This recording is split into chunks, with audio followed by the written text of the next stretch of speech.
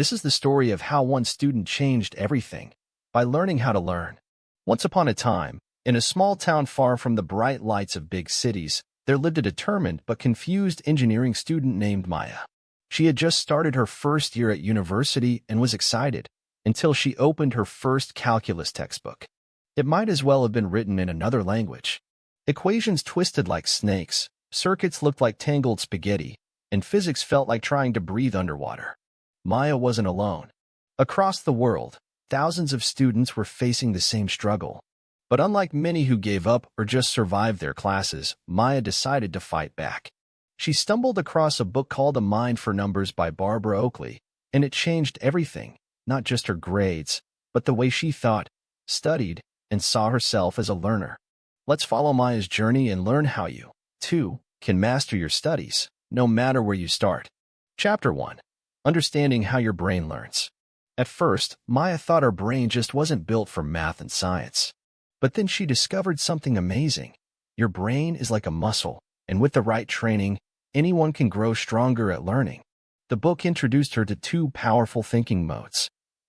Focused mode, like a laser beam, this helps you concentrate on solving problems step by step. Diffuse mode, like a flashlight, it helps you see the bigger picture and make creative connections. Maya realized that when she got stuck on a problem, pushing harder wasn't always the answer. Sometimes, stepping away, going for a walk, taking a nap, or even doodling let her brain work on the problem in the background. Then, out of nowhere, an idea would pop into her head like magic. That was diffuse mode doing its thing. So instead of burning out at her desk, Maya learned to take smart breaks. And guess what? Her understanding improved dramatically. Chapter 2. Building knowledge like a pro, chunking. Next, Maya discovered chunking, the secret weapon of top learners. Instead of memorizing formulas or concepts randomly, she began grouping them into meaningful blocks, like pieces in a puzzle. For example, when studying Ohm's law, V equals IR, she didn't just memorize the letters. She connected them to real-life situation, like water flowing through pipes. Voltage became pressure, resistance was the pipe's thickness, and current was the flow rate. Suddenly, the formula made sense and stayed in her memory. Chunking helped Maya build a mental library of knowledge. Each time she mastered a chunk, it became part of her brain's toolkit, ready to use whenever she needed it. And here's the best part. The more chunks she collected, the easier it became to solve complex problems. It was like unlocking cheat codes in a video game. Chapter 3. Practice makes permanent. Maya used to think reading the textbook once was enough. Boy, was she wrong. A Mind for Numbers taught her that real learning happens when you do the work yourself.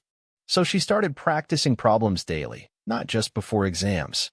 She also tried spaced repetition, reviewing material over days and weeks instead of cramming at the last minute. This rewired her brain to remember things long-term. She mixed up her study sessions using interleaving, which means combining different types of problems in one session. At first, it felt harder, but over time, it made her more flexible and ready for anything an exam could throw at her. To keep going, Maya set small goals and celebrated every win. A solved problem? High five. A full chapter reviewed? Dance break. Chapter 4. Beating the Monster, Procrastination. Like most students, Maya struggled with procrastination. She'd say, "I'll study later," only to end up stressed and unprepared. Then she learned about the habit loop, cue routine reward. So she created simple rituals, like grabbing her notebook and a cup of tea every morning at 8 a.m. The reward? Watching a short YouTube clip after 25 minutes of focused work. Yes, she used the Pomodoro technique. This little habit loop helped Maya stay consistent. And consistency, she realized, was far more important than talent. She also started visualizing success, imagining herself acing a test or explaining a concept confidently. This boosted her motivation and made her feel like she already belonged in the world of engineers. Chapter 5. Learning is rewiring your brain. As Maya kept going, she discovered that learning isn't just about effort, it's about changing your brain. Every new concept she mastered literally reshaped her neural pathways. With each solved problem, she grew smarter, sharper, and more confident. She even started teaching others what she learned. Explaining ideas out loud helped her understand them better. Teaching became her ultimate test of knowledge. Maya joined study groups, shared notes, and asked questions without fear. She found that helping others helped her too. It made her feel part of a team, not just a lonely student fighting battles alone. Chapter 6. Applying these techniques daily. Now that Maya had these powerful tools, she wanted to use them every day. Here's how she structured her study routine. Morning routine. Wake up, stretch, review key formulas or diagrams for 10 to 15 minutes. Study sessions. Use the Pomodoro method, 25 minutes of focus, 5-minute break. During breaks, walk, hydrate, or meditate. Chunking time. After lectures, turn notes into small summaries or flashcards. Practice problems. Solve at least 3 to 5 problems daily, mixing topics to strengthen understanding. Teach and test. Explain what she learned to a friend, sibling, or even a stuffed animal. Review before bed.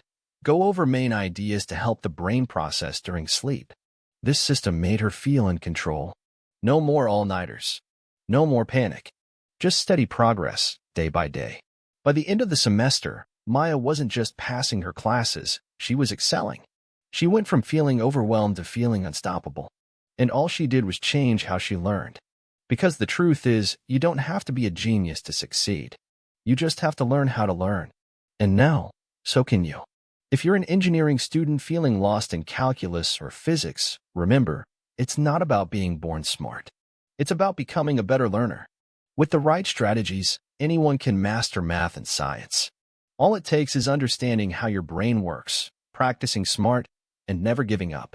If you found Maya's story inspiring, hit that like button, subscribe, and share it with a friend who needs a boost in their studies. Because the next time you feel stuck, just remember Maya. And remember, your brain is your greatest tool. Let me know in the comments below, what's your biggest struggle in math or science? Maybe I'll make a video solving it just for you. Until next time, keep learning, keep growing, and keep building your mind for numbers.